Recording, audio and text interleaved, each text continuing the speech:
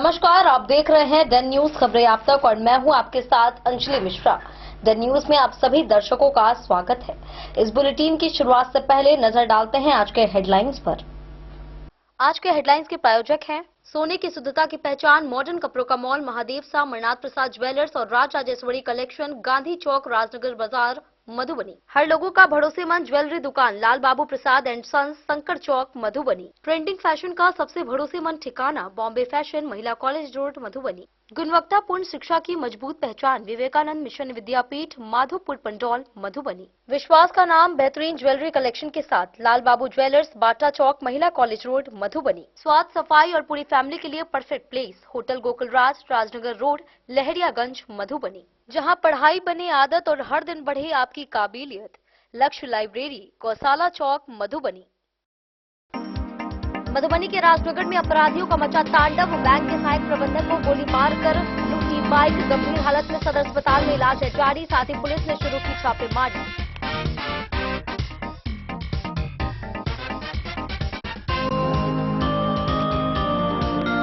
मधुबनी के अरेर थाना क्षेत्र में 10 मार्च को मिली अज्ञात शव की हुई पहचान। मृतक निकला राहुल यादव। कई थानों और नेपाल सीमा तक भेजी गई तस्वीरों के बाद हुई पुष्टि। मामले की जांच में जुटी पुलिस।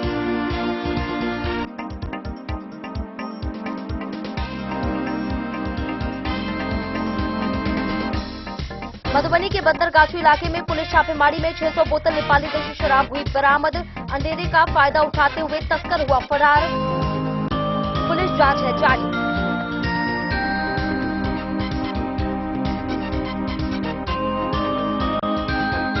मधुबनी स्टेशन परिसर के राजकनाल नाले में होटल के कर्मी द्वारा कचरा फेंके जाने से नाला हुआ जाम। शहर की करीब 60% जल निकासी हुई प्रभावित।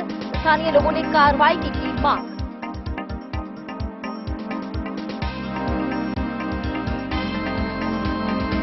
बिस्फी में गैस किल्लत की अफवाह के बीच एलपीजी गोदामों पर उपभोक्ताओं की देखी गई भारी भीड़। प्रशासन ने आपूर्ति सामान्य बताते हुए अनावश्यक बुकिंग से बचने की अपील।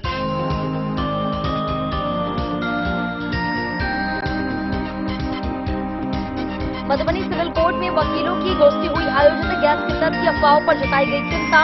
जनता से धैर्य रखने की गई अपील। वहीं प्रशासन से कालाबाजारी और जमाखोरी पर सख्त कार्रवाई की गई मांग।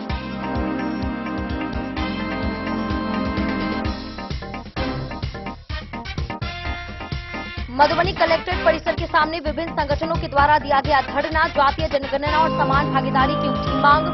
23 मार्च को भारत बंद की दी गई चेतावनी। साथ ही सरकार के खिलाफ जमकर की गई नारेबाजी।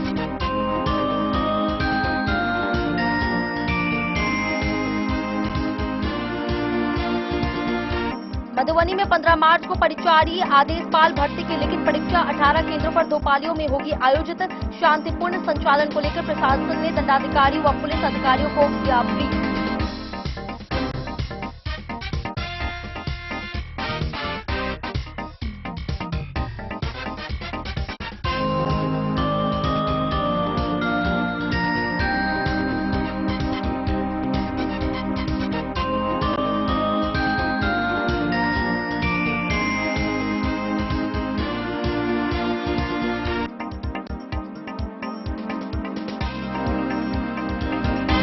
खबरें अब विस्तार से। लगातार बढ़ रही आपराधिक घटनाओं के बीच मधुबनी जिले के राजनगर थाना क्षेत्र से एक और सनसनीखेज मामला सामने आया है। परियारपुर ईंट भट्टा के पास घात लगाए अपराधियों ने बाबू बरही स्थित पंजाब नेशनल बैंक के सहायक प्रबंधक ओम प्रकाश राय को निशाना बनाया। बदमाशों ने उन्हें रोककर गोली मारी और उनकी बाइक लूटकर फरार हो गए। गंभीर रूप से घायल बैंक कर्मी को इलाज के लिए मधुबनी सदर अस्पताल में भर्ती कराया गया है। घटना की सूचना पर सदर डीएसपी मनोज राम द्वितीय व राजनगर थानाध्यक्ष मौके पर पहुंचे। वहीं पुलिस अपराधियों की गिरफ्तारी के लिए छापेमारी कर रही है। बीते कुछ दिनों से मधुबनी जिले में अपराध का ग्राफ बढ़ते ही जा रहा है। विशेष रूप से राजनगर थाना अंतर्गत यह अपराध का ग्राफ सबसे ऊपर है।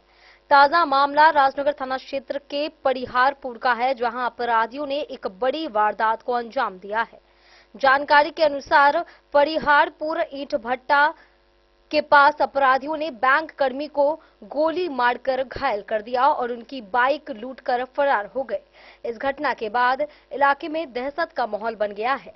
बताया जा रहा है कि घायल बैंक कर्मी की पहचान ओम प्रकाश राय के रूप में हुई है, जो बाबू बरही स्थित पंजाब नेशनल बैंक में सहायक प्रबंधक के पद पर कार्यरत हैं।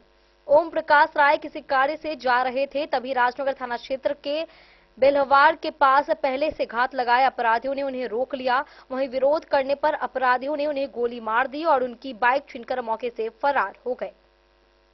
गोली लगने से गंभीर रूप से घायल ओम प्रकाश राय को आनन फानन में इलाज के लिए मधुबनी सदर अस्पताल लाया गया, जहां डॉक्टरों द्वारा उनका इलाज किया जा रहा है। घटना की सूचना मिलते ही पुलिस महकमे में हड़कंप मच गया और तत्काल पुलिस मौके पर पहुंचकर मामले की जांच में जुट गई। घटना की जानकारी मिलते ही सदर डीएसपी मनोज राम द्वितीय और राजनगर थाना के थाना अध्यक्ष सत्येंद्र कुमार सदर अस्पताल पहुंचे और घायल बैंक कर्मी का हालचाल जाना। साथ ही उन्होंने चिकित्सकों से इलाज की स्थिति की जानकारी भी ली। पुलिस अधिकारियों ने बताया कि घटना को अंजाम देने वाले अपराधियों की पहचान करने और उनकी गिरफ्तारी के लिए छापेमारी शुरू कर दी गई है। आसपास के क्षेत्रों में भी पुलिस द्वारा सघन जांच और तलाशी अभियान चलाया जा रहा है। फिलहाल पुलिस पूरे मामले की गंभीरता से जांच कर रही है और जल्द ही अपराधियों की गिरफ्तारी का दावा कर रही है। वहीं इस घटना के बाद इलाके के लोगों में भय का माहौल है और लोग पुलिस से जल्द कार्रवाई की मांग कर रहे हैं। हुआ है, एक पेशेंट को सुन रहे हैं गोली लग गया है, क्या हुआ था? हम भी इसी मार्ग से आ रहे थे। परियारपुर से पीछे एक भट्ठा पड़ता है। हाँ, उसी भट्ठा के आगे वो जिम सेंटर है, वहाँ पर इनको हम लथपथ देखे। लथपथ देखने के बाद जो है सो हम पूछे इनका, बोला जो हम पीएनबी बैंक में जो है सो काम करते हैं, मुरादी घर बोला। तो हम भी जैसे यहाँ पर देखे अपना तकलीफ, हमको इनको बोले चलिए पहले हॉस्पिटल चलिए, इनको बैठ पर बैठा लाया।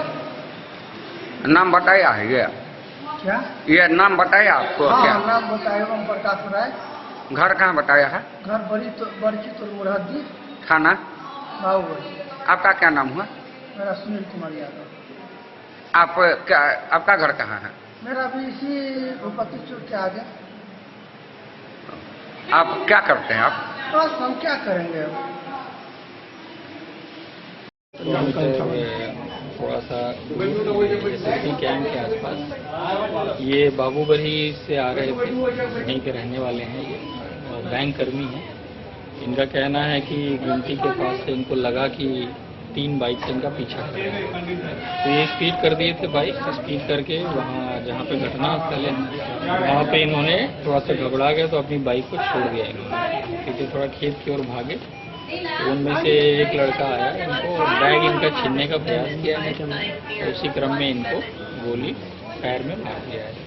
अभी इनकी स्थिति हम लोग देखे हैं, ये खतरे से बाहर है और घटनास्थल का भी मुआयना हम लोगों ने कर लिया है और आगे की कार्रवाई हम लोग। किस बैंक में कार्यरत हैं सर? ये पीएनबी बैंक में। कहाँ? बाबूबरही में। इनके पास क्या सब था? इनके पास एक बैग है, इनके पास कैश नहीं था।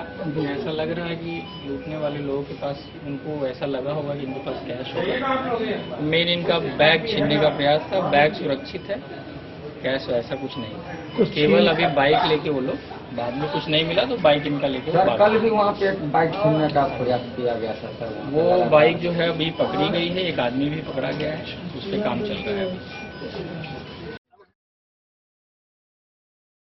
डेन न्यूज के लिए मधुबनी से प्रवीण झा की रिपोर्ट। मधुबनी में मिले एक अज्ञात शव की गुत्थी आखिरकार पुलिस ने सुलझा ली है। 10 मार्च 2026 को अड़ेर थाना क्षेत्र के साओ जेटियाही गांव के पास एक शव बरामद हुआ था, जिसके बाद पुलिस ने उसकी पहचान के लिए व्यापक प्रयास शुरू किए। पुलिस अधीक्षक के निर्देश पर शव की तस्वीरें जिले के सभी थानों, नेपाल सीमा से सटे इलाकों और अन्य जिलों में भेजी गई। लगातार प्रयास के बाद 12 मार्च को शव की पहचान राहुल यादव, पिता सुफल यादव, निवासी अड़ेर के रूप में हुई। आवश्यक प्रक्रिया पूरी कर शव परिजनों को सौंप दिया गया, जबकि मामले की जांच जारी है। मधुबनी जिले से एक बड़ी खबर सामने आ रही है, जहां मधुबनी पुलिस ने एक अज्ञात शव की पहचान कर महत्वपूर्ण कार्रवाई की है। मिली जानकारी के अनुसार 10 मार्च 2026 को अरेर थाना क्षेत्र के साओ जेठियाही गांव के पास एक अज्ञात शव बरामद किया गया था। शव मिलने की सूचना के बाद पुलिस तुरंत मौके पर पहुंची और आवश्यक कानूनी प्रक्रिया पूरी करते हुए शव को कब्जे में लेकर जांच शुरू कर दिया गया। शव की पहचान के लिए पुलिस अधीक्षक मधुबनी के निर्देश पर विशेष कार्रवाई की गई। वहीं जिले के सभी थानों के साथ साथ नेपाल के सीमावर्ती थानों और बिहार के अन्य जिलों के थानों में भी शव की तस्वीर भेजकर पहचान कराने की कोशिश की गई। लगातार प्रयासों के बाद 12 मार्च 2026 को उस अज्ञात शव की पहचान राहुल यादव के रूप में हुई।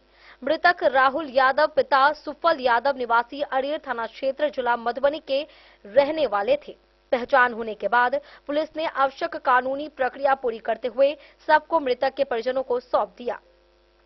पुलिस के अनुसार मृतक राहुल यादव के खिलाफ पहले से भी कई आपराधिक मामले दर्ज थे। इनमें नगर थाना कांड संख्या 605/25 दिनांक 22 दिसंबर 2025 धारा 103, 118, 3 BNS एवं 3 SC/ST एक्ट शामिल है।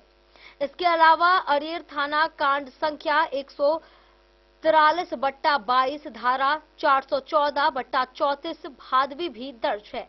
फिलहाल पुलिस पूरे मामले की जांच में जुटी हुई है और आगे की कार्रवाई की जा रही है। दिनांक 10 मार्च 2026 को अरेर थाना अंतर्गत साकिम जो जेठियाई परजुआर पंचायत के अंतर्गत सुबह में एक व्यक्ति का डेड बॉडी मिला था, जिसपे 6 गोली का निशान दिखाई पड़ रहा था।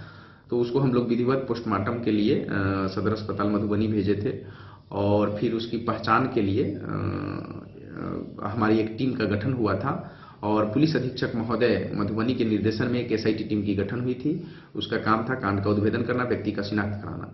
व्यक्ति का शिनाख्त 24 घंटे में नहीं होने के कारण हम लोग सोशल मीडिया और हम अपने सभी थाने और सीमावर्ती नेपाल के क्षेत्रों में भी इनका फोटो सर्कुलेट कराए थे ताकि इसकी पहचान की जा सके। उसके बाद इसकी पहचान कर ली गई है। इस व्यक्ति का नाम है राहुल यादव, पिता सुफल यादव, और ये जो है साकिम झोझी अरेर का रहने वाला है और इस पे आपराधिक मुकदमा दर्ज है। इनके द्वारा दिसंबर महीने में मधुबनी टाउन थाना में 2 व्यक्तियों का हत्या कर दिया गया था और इसी में ये फिरार चल रहे थे टाउन थाना क्षेत्र से। और साथ में ये अरेर थाना में 143/22 में इनके द्वारा एक मोटरसाइकिल बाइक की लूट की गई थी और अन्य भी कई आपराधिक मामले के बारे में पता लगा है, जिसको जल्द ही हम लोग उद्भेदन के उपरांत और इनको किन परिस्थितियों में मारा गया है, ये सारी बिंदुओं पे हमारी जो SIT टीम है वो जल्द ही इसके बारे में उद्भेदन करके विधिवत कार्रवाई करेगी। Thank you. दिनांक 10 डेन न्यूज के लिए बेनीपट्टी से विनोद कुमार की रिपोर्ट।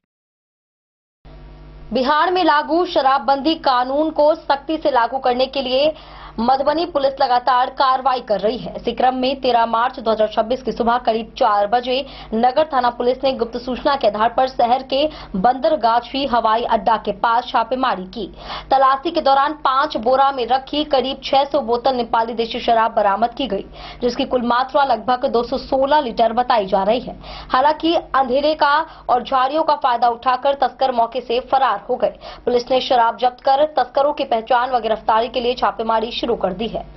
मधुबनी में अवैध शराब के खिलाफ पुलिस की कार्रवाई लगातार जारी है। इसी कड़ी में दिनांक 13 मार्च 2026 को नगर थाना पुलिस को एक बड़ी सफलता हाथ लगी।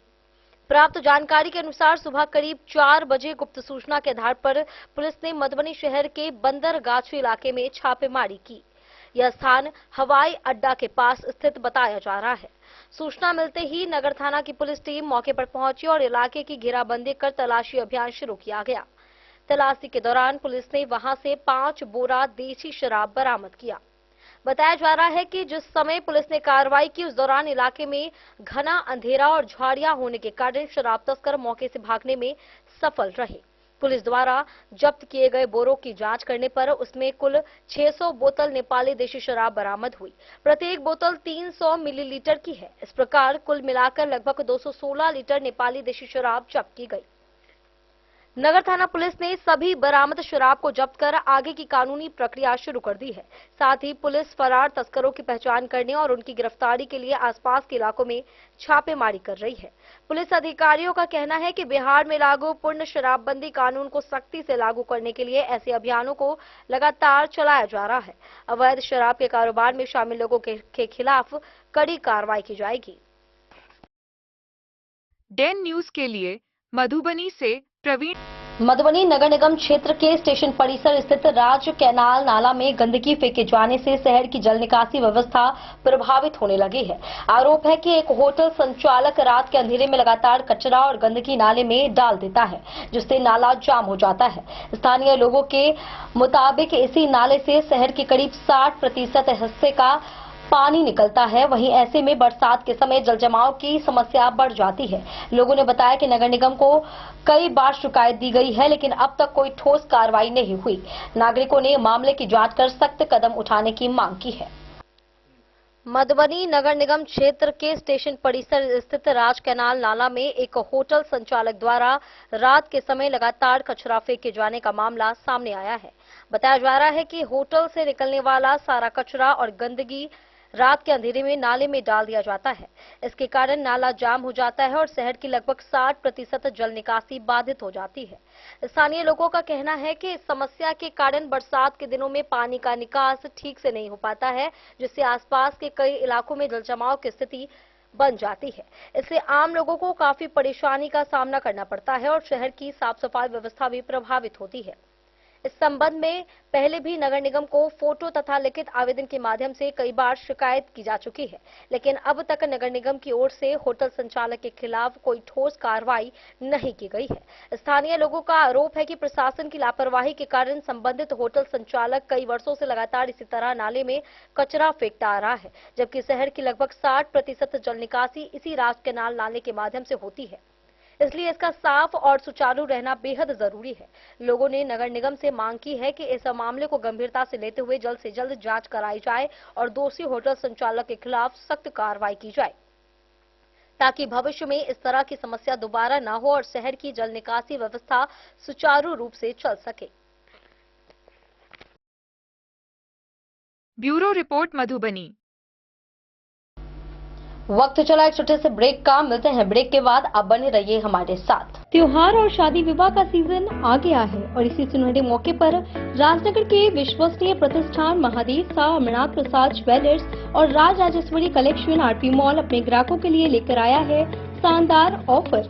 अब सोने चांदी के गहनों की मेकिंग चार्ज पर 32% तक की पाई छूट और डायमंड ज्वेलरी पर भी 22% तक का विशेष डिस्काउंट। तो बढ़ते दामों से पहले अपने मनपसंद गहनों की बुकिंग आज भी कराएं। वहीं Raj Rajeshwari collection RP mall में साड़ी, सूट, लहंगा, कुर्ता पैजामा, शेरवानी, जींस, शर्ट, बच्चों के कपड़े और बेडशीट का आकर्षक व नवीनतम कलेक्शन भी उपलब्ध है और इन सभी कपड़ों पर मिल रहा है फ्लैट 32% तक का डिस्काउंट। तो देर किस बात की, इस त्योहार और शादी सीजन को बनाए और भी खास। केवल महादेव शाह अमरनाथ प्रसाद ज्वेलर्स और Raj Rajeshwari collection RP mall के साथ। हमारा पता है गांधी चौक, राजनगर बाजार, मधुबनी। अब आपके अपने शहर मधुबनी में खुल चुका है आधुनिक सुविधाओं से सुसज्जित लक्ष्य लाइब्रेरी। यहाँ आपको मिलेगा 24 घंटे 7 दिन खुला रहने वाला अध्ययन स्थल, जहाँ हर वक्त रहेगा शांत और प्रेरणादायक माहौल। सुविधा है फ्री पार्किंग, आरओ वाटर और फुल्ली एयर कंडीशन्ड हॉल की। बिजली की कोई चिंता नहीं, क्योंकि 24 घंटे पावर बैकअप इन्वर्टर और हर सीट पर इंडिविजुअल चार्जिंग पॉइंट है उपलब्ध। आपके पढ़ाई को रफ्तार देने के लिए है high speed internet, wifi, current affair magazine और प्रतिदिन हिंदी इंग्लिश न्यूज़पेपर। साथ ही लॉकर सुविधा, डिस्कशन पॉइंट और आरामदायक हैंडल वाली कुर्सियां भी उपलब्ध है। आपकी सुविधा के लिए यहाँ है कैफेटेरिया का उत्तम प्रबंध। तो इंतजार किस बात का, आज ही आइए और जुड़िए लक्ष्य लाइब्रेरी से। हमारा पता है गौशाला चौक, मोबाइल टावर के सामने, मधुबनी। लक्ष्य लाइब्रेरी, जहां पढ़ाई का हर लक्ष्य होगा पूरा। मधुबनी, इस शादी सीजन सिर्फ हमारे साथ खरीदे और पाए 100% एक्सचेंज वैल्यू। आप सोने चांदी या हीरे के आभूषणों की तलाश में हैं, तो हमारे ज्वेलरी शॉप में मिलेंगे आपको हर तरह के आभूषण बेहद किफायती दामों पर। हर अवसर के लिए आभूषण आपके बजट में। लाल बाबू प्रसाद एंड सन्स, संकट चौक, बैंक ऑफ इंडिया के बगल में, मधुबनी। नए और शानदार स्टॉक के साथ अब हर रिश्ते को करे और भी सुंदर। लाल बाबू प्रसाद एंड सन्स, संकट चौक, बैंक ऑफ इंडिया के बगल में, मधुबनी। हमारे सभी गोल्ड ज्वेलरी शॉप पर HUID है मौजूद।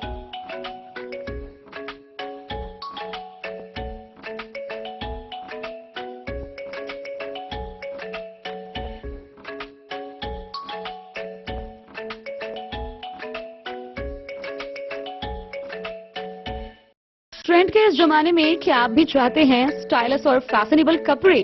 क्या आप अपने लुक को अपग्रेड करना चाहते हैं? अगर हाँ, तो आज ही आएं Bombay fashion readymade sari showroom. हमारे पास पुरुषों, महिलाओं और बच्चों के लिए है नए से नए फैशन ट्रेंड में कपड़े और एक्सेसरीज का लार्ज कलेक्शन। आपके बजट और हर अवसर के लिए खास।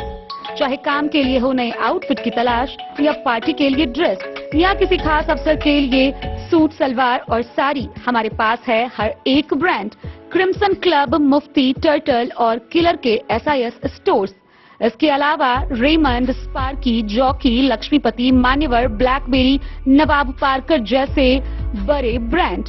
तो देर किस बात की, आज ही आए बॉम्बे फैशन साड़ी एवं रेडीमेड शोरूम। हमारा पता है महिला कॉलेज रोड, मधुबनी।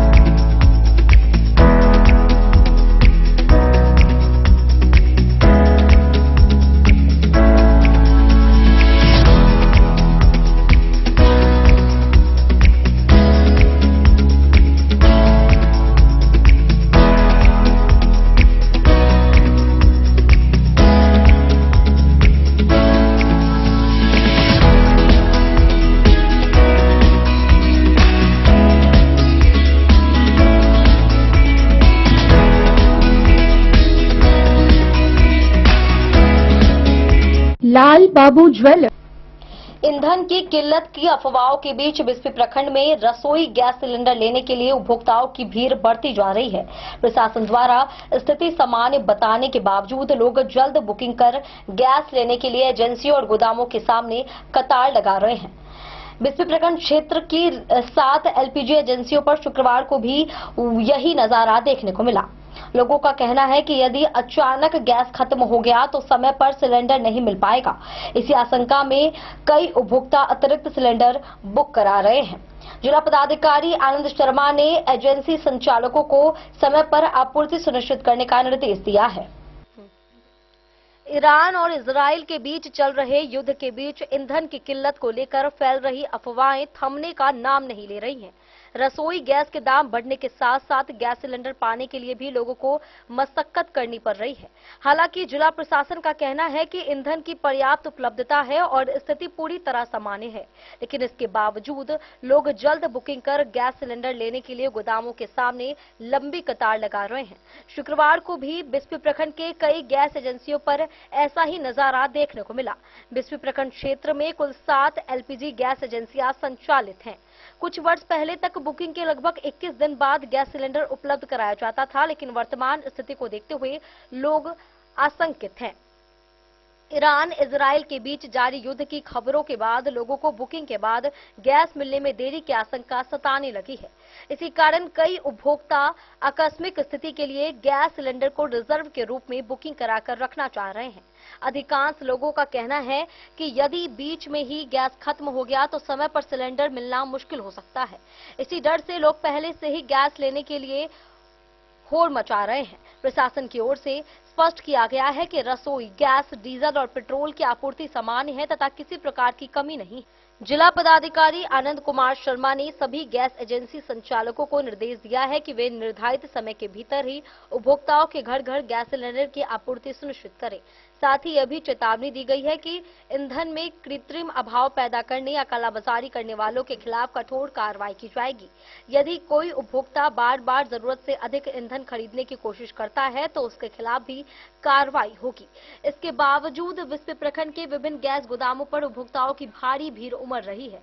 तिलक समारोह, शादी विवाह, मुंडन संस्कार, उपनयन संस्कार सहित अन्य पारिवारिक आयोजनों के कारण भी लोगों को गैस सिलेंडर की आवश्यकता अधिक पड़ रही है, जिससे मांग बढ़ गई है और उपभोक्ताओं को परेशानी का सामना कर।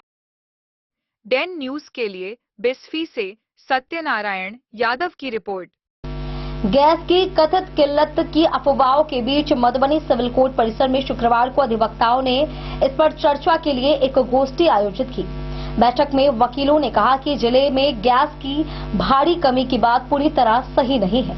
हालांकि लोगों को हल्की परेशानी जरूर हो रही है। उन्होंने आरोप लगाया कि कुछ लोग अफवाह फैलाकर अनावश्यक डर का माहौल बना रहे हैं। अधिवक्ताओं ने आम जनता से अफवाहों से दूर रहने और धैर्य रखने की अपील की है। साथ ही प्रशासन से गैस की कालाबाजारी और जमाखोरी पर सख्ती से रोक लगाने तथा आपूर्ति व्यवस्था पर निगरानी बढ़ाने की मांग की गई। मधुबनी सिविल कोर्ट परिसर में शुक्रवार को गैस की किल्लत को लेकर फैल रही अफवाहों पर चर्चा के लिए अधिवक्ताओं की एक गोष्ठी का आयोजन किया गया। इस गोष्ठी में बड़ी संख्या में वकीलों ने भाग लिया और वर्तमान स्थिति पर अपने विचार व्यक्त किए। गोष्ठी के दौरान अधिवक्ताओं ने एक स्वर में कहा कि जिले में गैस की किल्लत को लेकर जिस तरह की अफवाहें फैल रही हैं वह पूरी तरह सही नहीं है। उन्होंने कहा कि आम लोगों को थोड़ी बहुत परेशानी जरूर हो रही है, लेकिन स्थिति उतनी गंभीर नहीं है जितनी बताई जा रही है। कुछ असामाजिक तत्वों द्वारा अफवाह फैलाकर लोगों के बीच अनावश्यक भय और भ्रम का माहौल बनाने की कोशिश की जा रही है। वकीलों ने आम जनता से अपील करते हुए कहा कि वे किसी भी तरह की अफवाहों पर ध्यान न दें और धैर्य बनाए रखें। साथ ही उन्होंने जिला प्रशासन से भी आग्रह किया कि गैस की कालाबाजारी और जमाखोरी पर सख्ती से रोक लगाई जाए ताकि घरेलू उपभोक्ताओं को समय पर गैस की आपूर्ति सुनिश्चित हो सके।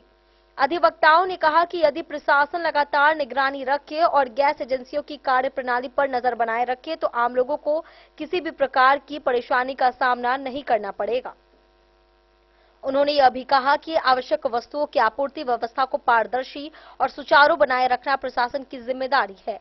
गोष्ठी के दौरान अधिवक्ताओं ने यह भी स्पष्ट किया कि फिलहाल पेट्रोल और डीजल की कोई कमी नहीं है, वहीं लोगों को इन चीजों को लेकर भी घबराने की जरूरत नहीं है।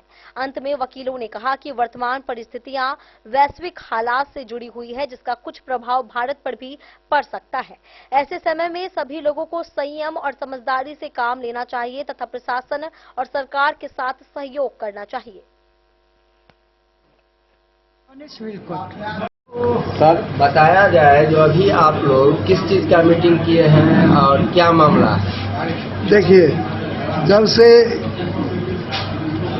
इजरायल और ईरान युद्ध प्रारंभ हुआ है उसके 2 दिन के बाद से यहाँ मधुबनी में गैस और पेट्रोल का किल्लत दिखलाते हुए पेट्रोल पंप को बंद कर दिया गया, गैस का सप्लाई रोक दिया गया है, जिससे लोगों में अफरा तफरी मची हुई है। जबकि हम लोग यह जानते हैं कि न गैस की कमी है न पेट्रोल डीजल की कमी है। जितने भी लाइसेंसी लोग हैं वो लोग मुनाफा कमाने के पीछे पड़े हुए हैं, जमाखोरी हो रही है, जिस कारण यह अफरा तफरी है। सरकार मुहैया कराए हुए है, करा रही है, लेकिन ये लोग आर्टिफिशियल किल्लत दिखला रहे हैं जो नहीं होना चाहिए। इसके लिए जिला एडमिनिस्ट्रेशन को सख्त से सख्त कदम उठाना चाहिए, जिससे कि मुफ्तखोरी जो कहा जाता है जमाखोरी रुके तथा आम जनता को सहूलियत हो गैस मिलने में, पेट्रोल मिलने में, डीजल मिलने में। इसी विषय पर एक गोष्ठी का आयोजन। सर आपका परिचय? मैं ऋषिदेव सिंह, अधिवक्ता, मधुबनी व्यवहार न्यायालय। पे आपका क्या कहना है? गैस के किल्लत पर हमारा जो कहना है, अनुमान जो है, जब से अमेरिका और ईरान में युद्ध छिड़ा है उसके बाद कहीं जाते हैं पेट्रोल लेने के लिए तो पेट्रोल पंप बंद रहता है, कहता है पेट्रोल नहीं है, पेट्रोल नहीं है। कहीं जाते हैं 10-20 किलोमीटर तो गैस एजेंसी के सामने देखते हैं लगभग। अभी जो गैस की किल्लत चल रही है ऐसा दिखाया जा रहा है, नगर प्रशासन का कहना है जो कोई किल्लत नहीं है, लेकिन जनता परेशान नजर आ रही है। इस पे आपका क्या कहना है सर? जब से युद्ध आरंभ हुआ है होली के टाइम से, तब से न लाइन लग रहा है न कुछ हो रहा है। सब एजेंसी, जब गैस की जो एजेंसियां हैं उन सब पर प्रशासन कड़ी नजर रखे तो कोई। मेरा तो कहना है कि पंचायत या ब्लॉक जिस भी लेवल पे हो, एक औचक निरीक्षण का व्यवस्था प्रशासन को करना चाहिए, तब जाकर के उसे ग्राउंड रिपोर्ट पता चलेगा कि क्या जनता के साथ परेशानी है और कितना कालाबाजारी हो रहा है। यहाँ तो नगर प्रशासन और जिलाधिकारी कह रहे हैं कहीं कोई किल्लत नहीं है और कहीं कोई दिक्कत नहीं है। गैस और पेट्रोल डीजल को लेकर अफरा तफरी मची हुई है। नगर प्रशासन के द्वारा कहना है जो कहीं कोई जो है तो किल्लत नहीं है। इस पे सर क्या कहना है आपका? ईरान और अमेरिका युद्ध जो प्रारंभ हुआ है उसके बाद आप विभिन्न टीवी चैनलों पे भी देखते होंगे जो लंबा लंबा लाइन लगा हुआ है और लोग परेशान हैं। जिनके बच्चे बाहर पढ़ते हुए और जो कहीं होटल में खाना खाते हैं उनको खाना खाने की भी दिक्कत हो रही है। महंगा खाना मिल रहा है, खाना नहीं उपलब्ध हो रहा है। तो बाहर तो ऐसे क्राइसिस लोग फील कर रहे हैं। मधुबनी की जहाँ तक बात है तो मधुबनी में जो रेगुलर कस्टमर हैं गैस के, वो नंबर लगाना चाह रहे हैं ऑनलाइन, तो उनका नंबर नहीं लग रहा है। यह वर्तमान में हर परिवार की स्थिति है। तो कहीं न कहीं दिक्कत तो है। अब दिक्कत कालाबाजारी का है। सर अभी जो गैस को लेकर किल्लत बनी हुई है, इसको लेकर जिला प्रशासन को क्या कदम उठाना चाहिए? और प्रशासन द्वारा यह बार बार कही जा रही है जो कोई किल्लत नहीं है, लेकिन यहाँ की जनता परेशान है और किल्लत दिख रही है। इस पे आपका क्या कहना है? ये आर्टिफिशियल अरेंजमेंट है मुनाफाखोरी का। गांवों में जो agency door to door supply किया करती थी, आज 25 से 3,000। डेन न्यूज के लिए मधुबनी से प्रवीण झा की रिपोर्ट। अपनी विभिन्न मांगों को लेकर शुक्रवार को मधुबनी के कलेक्ट्रेट परिसर के सामने कई संगठनों ने धरना प्रदर्शन किया। भारतीय अति पिछड़ा मोर्चा, भारतीय मुक्ति मोर्चा और भारतीय SC/ST महिला मोर्चा के संयुक्त तत्वाधान में आयोजित इस कार्यक्रम में बड़ी संख्या में कार्यकर्ता शामिल हुए।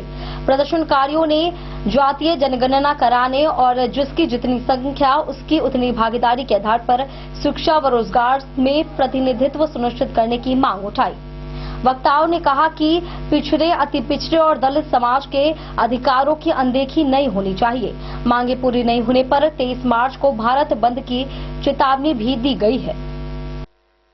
दिनांक 13 मार्च 2026 को मधुबनी शहर के कलेक्ट्रेट परिसर के सामने भारतीय अति पिछड़ा मोर्चा, भारतीय मुक्ति मोर्चा तथा भारतीय SC/ST महिला मोर्चा के संयुक्त तत्वाधान में 1 दिवसीय धरना प्रदर्शन का आयोजन किया गया। इस धरना प्रदर्शन में बड़ी संख्या में संगठन के कार्यकर्ता एवं समर्थक शामिल हुए। प्रदर्शनकारियों ने सरकार के खिलाफ नारेबाजी करते हुए अपनी विभिन्न मांगों को लेकर आवाज बुलंद की। धरना कार्यक्रम के दौरान वक्ताओं ने कहा कि देश में सामाजिक न्याय और समान भागीदारी सुनिश्चित करने के लिए UGC कानून को प्रभावी रूप से लागू किया जाना चाहिए। साथ ही उन्होंने मांग की कि देश भर में सभी जातियों की जातीय जनगणना कराई जाए ताकि वास्तविक जनसंख्या के आधार पर समाज के सभी वर्गों को उनका उचित अधिकार और प्रतिनिधित्व मिल सके। प्रदर्शनकारियों ने जिसकी जितनी संख्या उसकी उतनी भागीदारी के नारे के साथ सरकार से मांग की कि शिक्षा, रोजगार और विभिन्न सरकारी संस्थानों में जनसंख्या के अनुपात के अनुसार भागीदारी सुनिश्चित की जाए। वक्ताओं का कहना था कि लंबे समय से पिछड़े, अति पिछड़े और दलित समाज के अधिकारों की अनदेखी की जा रही है, जिसे अब और बर्दाश्त नहीं किया जाएगा। धरना स्थल पर मौजूद संगठन के नेताओं ने चेतावनी देते हुए कहा कि यदि उनकी मांगों पर जल्द सकारात्मक कार्रवाई नहीं की गई तो आंदोलन को और भी तेज किया जाएगा। उन्होंने कहा कि मांगों की अनदेखी होने पर आगामी 23 मार्च को भारत बंद का आयोजन किया जाएगा, जिसकी पूरी जिम्मेदारी सरकार की होगी। धरना कार्यक्रम शांतिपूर्ण तरीके से संपन्न हुआ, जहां प्रशासन की ओर से भी स्थिति का जायजा लिया गया।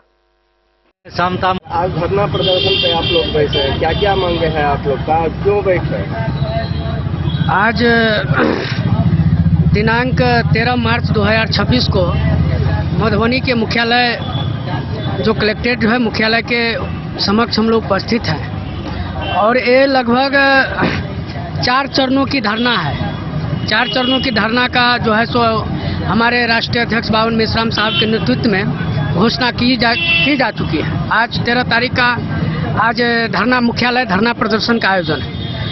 आज हम लोगों का विभिन्न मुद्दा ये है कि जो कानून सरकार बनाते हैं वो कानून सामाजिक कानून नहीं है, ये समाज के विरुद्ध का कानून बनाते हैं। जो कानून समाज के लिए लागू होना चाहिए वो कानून नहीं, उसके विरुद्ध कानून बनाता है जिससे समाज प्रताड़ित होता है।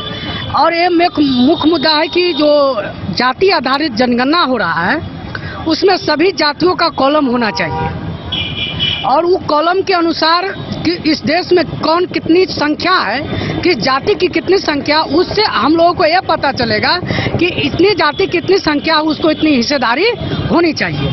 ये सबसे पहले मुद्दा है। यूजीसी का मुद्दा है।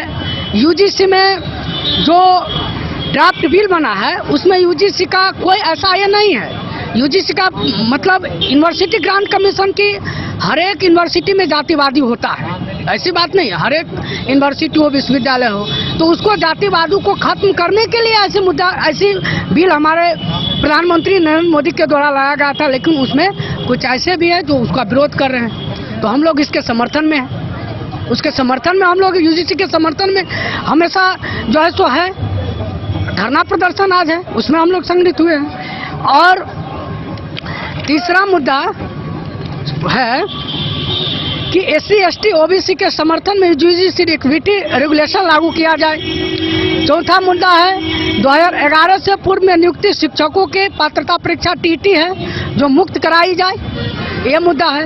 तो ये सारे मुद्दा को लेकर आज हम लोग धरना प्रदर्शन दिए हैं और हम सरकार से मांग करना चाहते हैं कि इस मुद्दा को, इस आवाज़ को वहाँ तक पहुँचे, राष्ट्रपति महोदय तक पहुँचे और इसको एकदम पारदर्शिता के हिसाब से इसको लागू करे।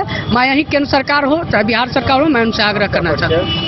मैं भारतीय विद्यार्थी मोर्चा का जिला अध्यक्ष और मेरा नाम कमलेश कुमार हुआ। हम मधुबनी जिला के रहने वाले हैं। क्या मांगे हैं आप लोग? हमारे मांगे है, पहला मांग है यूजीसी को पूर्णतः लागू किया जाए, इसमें समतामूलक समाज स्थापना होगा, इसमें भेदभाव नहीं होगा। और दूसरा है जातीय आधारित जनगणना करने की जो भारत सरकार ने निर्णय लिया है, इसमें SC ST का कॉलम दिया है, बाकी अन्य कर दिया है। इसमें हम मांग करना चाहते हैं राष्ट्रपति महोदय से कि इस पर पूरी तरह लागू कराया जाए, क्योंकि जब तक जातीय जनगणना पूरा तरह सभी जाति का होना चाहिए। इससे कितना जनसंख्या उसे साफ जाहिर हो जाएगा, जिसकी जितना संख्या रहा उसका हिस्सेदारी मिलना चाहिए। इसीलिए आज मैं धरना दिए हुए हैं। जिला पदाधिकारी का महोदय मांग पत्र देंगे राष्ट्रपति के नाम। आपका? मेरा नाम विजय कुमार ठाकुर, जिला अध्यक्ष राष्ट्रीय पिछड़ा वर्ग मोर्चा मधुबनी। प्रदर्शन पर कलेक्ट्रेट के सामने बैठे हुए, क्या क्या मांगे हैं आप लोग का?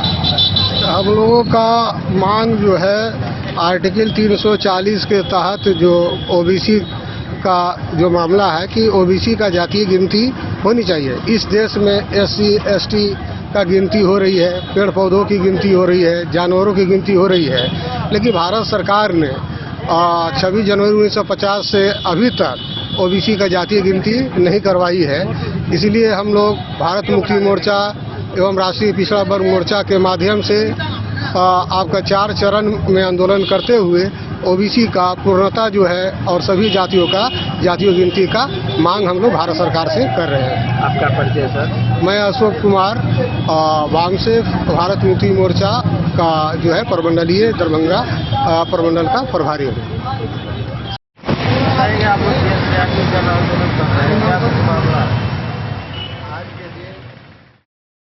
डेन न्यूज के लिए मधुबनी से प्रवीण झा की रिपोर्ट। वक्त चला एक छोटे से ब्रेक का, मिलते हैं ब्रेक के बाद। आप बने रहिए हमारे साथ। दोस्तों इस वक्त मैं मौजूद हूँ लहरियागंज मधुबनी में और आज आप लोगों को मधुबनी का एक ऐसा होटल के बारे में जानकारी दूंगा जो कि मधुबनी का पहला 4 स्टार होटल है और 7 मंजिले का। साथ ही साथ जो है इस होटल के अंदर जो है 5 से ज्यादा हॉल है और लोगों की कैपेसिटी की बात करूं तो 20 लोगों से लेकर 700 लोगों तक का कैपेसिटी है। चलिए आप लोग घुमाते हैं और बताते हैं, पूरी जानकारी देते हैं होटल गोकुल राज का।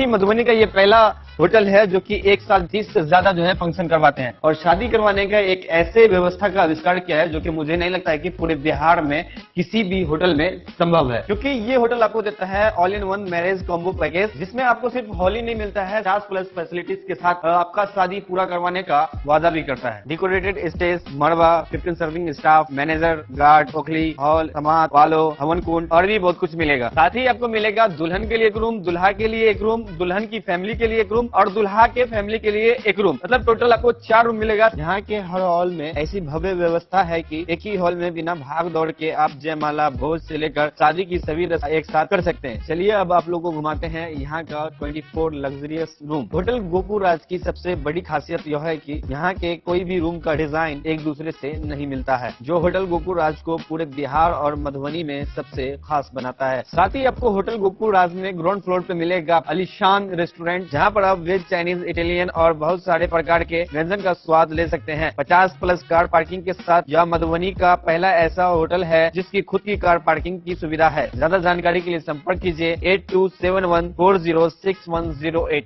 आनंद मिशन विद्यापीठ शिक्षा के क्षेत्र में एक नया आयाम अब छोटे बच्चों के लिए भी आधुनिक सुविधाओं के साथ उपलब्ध।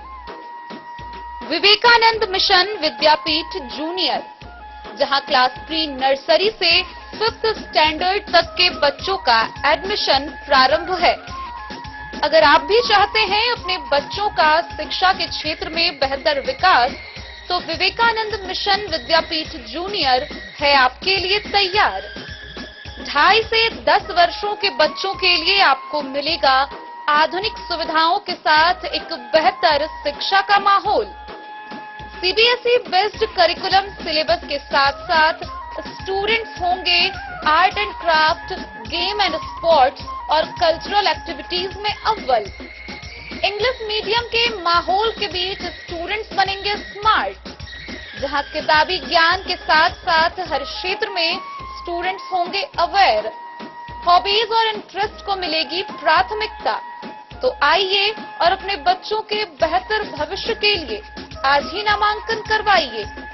विवेकानंद मिशन विद्यापीठ जूनियर, हमारा पता है तिरहुत कॉलोनी, नगर परिषद। मधुबनी जिले में परिचारी चपरासी पद की नियुक्ति के लिए 15 मार्च 2026 को लिखित परीक्षा आयोजित की जाएगी। यह परीक्षा जिले के 18 केंद्रों पर 2 पालियों में होगी। पहली पाली सुबह 10 बजे से दोपहर 12 बजे तक और दूसरी पाली दोपहर 2 बजे से शाम 4 बजे तक निर्धारित है। परीक्षा को कदाचार मुक्त और शांतिपूर्ण बनाने के लिए प्रशासन ने व्यापक तैयारियां की हैं तथा दंडाधिकारी और पुलिस पदाधिकारियों को आवश्यक निर्देश दिए गए हैं। मधुबनी के डीआरडीए स्थित सभा कक्ष में अपर समाहर्ता मुकेश रंजन, मुख्य न्यायिक दंडाधिकारी प्रमोद कुमार महता एवं पुलिस उपाधीक्षक रश्मि ने परिचारी चपरासी की नियुक्ति हेतु आयोजित होने वाली लिखित परीक्षा को कदाचार मुक्त और शांतिपूर्ण वातावरण में संपन्न कराने के उद्देश्य से सभी प्रतिनियुक्त दंडाधिकारी और पुलिस पदाधिकारियों को संयुक्त रूप से ब्रीफिंग दी। बैठक में सभी प्रतिनियुक्त दंडाधिकारी एवं पुलिस अधिकारियों को कई आवश्यक निर्देश दिए गए तथा उन्हें समय पर अपने अपने प्रतिनियुक्ति स्थल पर पहुंचने का निर्देश भी दिया गया। विदित हो कि परिचारी चपरासी की लिखित परीक्षा 15 मार्च 2026 को 2 पालियों में आयोजित की जाएगी। प्रथम पाली की परीक्षा प्रातः 10 बजे से 12 बजे तक तथा द्वितीय पाली की परीक्षा दोपहर 2 बजे से शाम के 4 बजे तक होगी। परीक्षार्थियों के प्रवेश का समय प्रथम पाली के लिए सुबह 8:30 बजे से 9:30 बजे तक तथा द्वितीय पाली के लिए दोपहर 12:30 बजे से 1:30 बजे तक निर्धारित किया गया है। निर्धारित समय के बाद किसी भी परीक्षार्थी को परीक्षा केंद्र में प्रवेश की अनुमति नहीं दी जाएगी। परीक्षा के सफल एवं शांतिपूर्ण आयोजन के लिए सभी प्रशासनिक तैयारियां पूर्ण कर ली गई हैं। सभी परीक्षा केंद्रों पर विधि व्यवस्था बनाए रखने के लिए पर्याप्त संख्या में सशस्त्र बल की प्रतिनियुक्ति की गई है तथा महिला अभ्यर्थियों की जांच के लिए महिला वीक्षकों की भी प्रतिनियुक्ति की गई है। परीक्षार्थियों के प्रवेश के समय मुख्य द्वार पर फ्रिस्किंग के लिए पदाधिकारी एवं पर्यवेक्षीय कर्मियों की प्रतिनियुक्ति की गई है। पुरुष और महिला सभी अभ्यर्थियों की अनिवार्य रूप से बॉडी फ्रिस्किंग की जाएगी। अपर समाहर्ता ने सभी परीक्षार्थियों से समय से पहले परीक्षा केंद्र पर पहुंचने की अपील की है। किसी भी परीक्षार्थी को परीक्षा केंद्र के अंदर मोबाइल फोन, घड़ी, स्मार्ट वॉच या किसी भी प्रकार के इलेक्ट्रॉनिक डिवाइस ले जाने की अनुमति नहीं दी जाएगी। सुबह 9:30 बजे के बाद प्रवेश द्वार बंद कर दिया जाएगा। परीक्षार्थियों के प्रवेश के बाद सभी को उनके आवंटित रोल नंबर के आधार पर निर्धारित सीट पर बैठना होगा। अभ्यर्थियों का बायोमेट्रिक सत्यापन एवं वीडियोग्राफी भी कराया जाएगा। सभी अभ्यर्थियों को 2 पासपोर्ट आकार के हालिया रंगीन फोटो, एक पहचान पत्र तथा उसकी स्व सत्यापित प्रति लाना अनिवार्य होगा। इसके अतिरिक्त परीक्षार्थियों को परीक्षा केंद्र के अंदर एक पारदर्शी पानी की बोतल और बॉल पॉइंट पेन ले जाने की अनुमति होगी। सभी परीक्षा केंद्र पर अनिवार्य रूप से जैमर लगाया जाएगा। किसी भी परीक्षा केंद्र पर किसी भी कर्मी को अपने पास मोबाइल फोन या अन्य इलेक्ट्रॉनिक उपकरण रखने की अनुमति नहीं दी जाएगी। सभी परीक्षा केंद्रों के 500 गज की परिधि में भारतीय नागरिक सुरक्षा संहिता की धारा 163 के तहत पूरी परीक्षा अवधि के दौरान निषेधाज्ञा लागू रहेगी। बैठक में सहायक निदेशक सामाजिक सुरक्षा नितेश पाठक सहित सभी प्रतिनियुक्त दंडाधिकारी एवं पुलिस पदाधिकारी उपस्थित थे। Bureau report Madhubani. रमजान माह के अंतिम शुक्रवार पर जयनगर अनुमंडल क्षेत्र में मुस्लिम समुदाय ने अकीदत के साथ अलविदा की नमाज अदा की। जयनगर शहर के भिलवा चौक स्थित नूरी जमा मस्जिद सहित कई मोहल्लों और आसपास के गांव की मस्जिदों में बड़ी संख्या में लोग नमाज के लिए जुटे नजर आए। नमाज के बाद देश में अमन, शांति, आपसी भाईचारे और विश्व शांति के लिए दुआ मांगी गई। भीड़ को देखते हुए सुरक्षा के कड़े इंतजाम किए गए थे और पुलिस बल तैनात रहे। इमाम मौलाना मोहम्मद सिराज बरकाती ने रमजान के महत्व और जरूरतमंदों की मदद करने पर विशेष जोर दिया। जयनगर अनुमंडल मुख्यालय समेत ग्रामीण क्षेत्रों में शुक्रवार को विभिन्न मस्जिदों में मुस्लिम समुदायों ने अलविदा की नमाज अदा की। जयनगर शहरी क्षेत्र के भेलवा चौक, नूरी जामा मस्जिद, बलडीहा, इस्लामपुर मोहल्ला, थाना टोला, राजपुताना मोहल्ला, यूनियन टोला, मारवाड़ी मोहल्ला, ईदगाह टोला के अलावे ग्रामीण क्षेत्रों में कुरहैया, बेला, पचहर, देवधा, बरही एवं बैरा समेत अन्य गांवों के मस्जिदों में मुस्लिम समुदायों ने अलविदा करते हुए विश्व शांति को लेकर लोगों ने दुआ की।